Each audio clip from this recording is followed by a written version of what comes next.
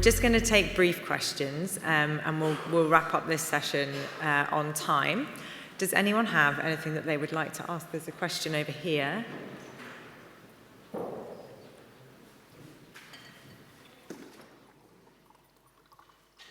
Great. Is this on? Okay. Great talks, everyone. I guess my question, well, it's a social media question, so maybe to several speakers. My question is, I think about the rise of influencers, the forces that motivate or animate them are not confined, to the social media universe. They're the highest levels of our government. We have Dr. Oz, who's the original snake oil salesman now in a position of power. And I'm curious if you think social media has driven that, or is it the reverse, where there's a reaction to COVID and rising populism that has opened the door to this kind of influence on social media, or is it a cycle we'll never be able to disentangle? Are you directing that at any particular one, or do you want an answer from us? Yeah, I'll start. I think it's a number of those issues. I think probably we're just seeing, Doctor, as you said, is the kind of OG, and we've just seen a change in the media format. So, it's moved more to social media.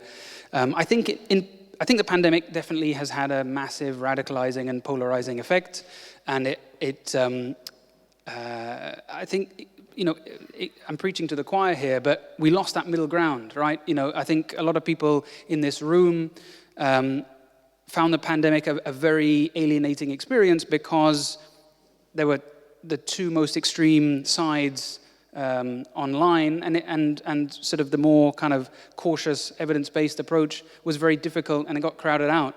And so in response to that, there's been a complete flip the other way. But you're right, we now have influencers, many worse than the ones I mentioned, going to the White House on a regular basis. So it's extremely depressing to see, and dismantling of all the things like the CDC and the FDA. I couldn't do better. Any more questions? Well, there's one here, and quite a few now. Great, okay. Can we get the other mic down here when next? Yeah, thank you. Thank you all for your talks. It was wonderful. I guess the fun part of the question would be, how do you not get, overwhelmingly depressed by all this and get nihilistic? Because it's hilarious, but it's also hugely depressing. My two questions are, first, you mentioned, Emma, how to protect people from the harms of medicine, but I wonder if what we're talking about now is not the harms of medicine. Is it the harm of capitalism or populism? Or I feel like there's a broader concept here, and if we neglect, the largeness of those forces, I'm not sure we're addressing the issue. And I guess to the second part, it would be for you, Rohin, is, I understand that there's been such echo chambers created, and there's such, division into our world, but when the opposite side, quote unquote, is that, what the hell becomes the middle, how much are we supposed to water down basic decency in science to seem, not in an echo chamber and seem in the middle? I'm not sure the middle is still an acceptable place sometime. The middle is still problematic, and not everything should be in the middle.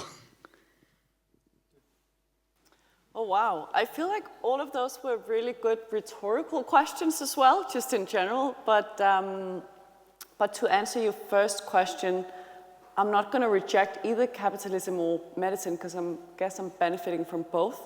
But I definitely see your point being that capitalism is also the driving forces of why do people advertise medical products on social media? Well, because they can earn money, drink margaritas in the sun, as Rohin said. So yes, I definitely see that they're dual forces, and yeah. And these are important to recognize in interventions as well.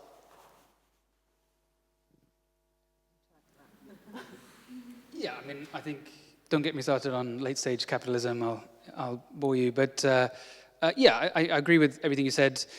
I'll maybe just say that sometimes the anti-science influencers get really close to understanding the problem, and they'll say something that is ostensibly to criticize conventional medicine. When I go to the GP, they don't ask about X, Y, Z.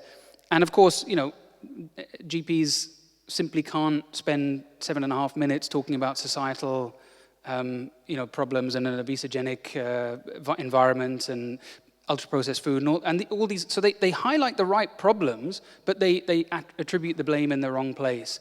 And so I think some people, you know, they're probably not far from being pushed into the right direction, but they've been convinced that it's, you know, individual doctors that are the problem rather than the kind of capitalist structures that they exist in. And how do I stop from being depressed? I'm massively depressed about it all. I just mask it very well. Last question. Thank you for your talks. My question is probably most for Emma regarding regulation. I hear that perhaps stronger regulation would be helpful to counter disinformation.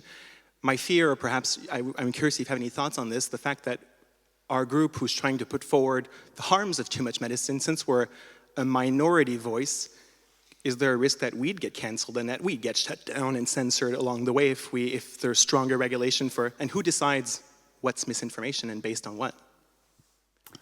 That's a very, very interesting question. And I want to start off by disclaiming I'm not quite familiar with what they're doing in France, but I think just at the very basic level, medicine, we're arguing, have benefits and harms, so obviously regulation have intended and unintended implications as well. But I think as what we're doing here, we think is evidence-based, and those are some of the key requirements for regulation. So if we just oversee and enforce the already existing regulation, we're all right, kind of. And even if we start regulating devices as strict as we do with drugs, we should also be all right because we're not advertising anything. But I do understand your concern, like, are we falling in some kind of cliff of free speech where we can't discuss science online or in media because we're afraid of regulation? And obviously that would be a huge problem. Thank you. Any final comments from the rest of you on the panel? No, okay, well I think it just remains for us to thank our final panel of speakers for the conference.